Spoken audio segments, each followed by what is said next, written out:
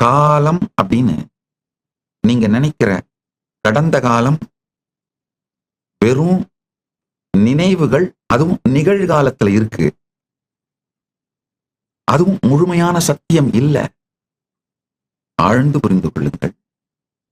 எதிர்காலம் அப்படின்னு நீங்க நினைக்கிறதும் வெறும் உங்களுடைய எதிர்பார்ப்புகளும், நெகட்டிவ் எதிர்பார்ப்புகளும். நெகட்டிவ் எதிர்பார்ப்பு தான் பயங்கள், பாசிட்டிவான பயங்கள் தான் எதிர்பார்ப்புகள்.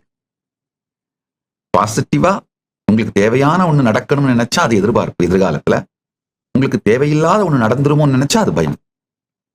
இந்த பயங்கள், எதிர்பார்ப்புகள், இந்த இரண்டின் தொகுப்பையும் நீங்கள் நிகழ்காலத்தில் தான் அனுபவிக்கின்றீர்கள். எதிர்காலம்னு ஒண்ணு கிடையாது. ஆழ்ந்து கேளுங்கள்.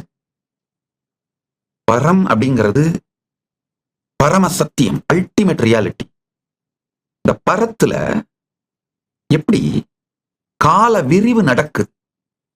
கடந்த 5 நாள் சத்சங்கத்துல ரொம்ப தெளிவாகவும் விளக்கமாகவும் எப்படி ஒரு லோகத்திலிருந்து மேல் உலகங்களுக்கு செல்லும் பொழுது கால விரிவு நடக்கிறது அப்படிங்கிறதையும், இத பல்வேறு புராணங்கள் இருக்கிற வரலாற்று தரவுகளை வைத்து அது எவ்வளவு கன்சிஸ்டண்டா இருக்கின்றத அறிவியல் பூர்வமாக கடந்த 5 நாட்கள் சத்சங்கங்கள்ல ஆழமா நிரூபித்துக் கொண்டே வந்து கொண்டிருக்கின்றோம்.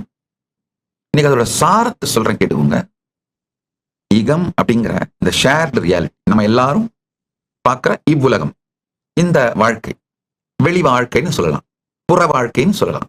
இந்த புற வாழ்க்கையில நீங்கள் முழுமையாக கிளாக் டைம் சென்டர்டா, அதாவது வாட்சை உபயோகப்படுத்தி நாம எல்லாரும் டைம் பத்தி ஒரு அண்டர்ஸ்டாண்டிங் வந்திருக்கோம் இல்லையா? இதுல ஒவ்வொரு வினாடியையும் முழுமையாக உபயோகித்து ப்ரொடக்டிவா இருந்து, ஆனா உள்ள அகத்துல சர்வ சுதந்திரமா டைம்லெஸ்னஸ்ல நித்திய நிகழ்வுல இருந்து வாழ முடியும்.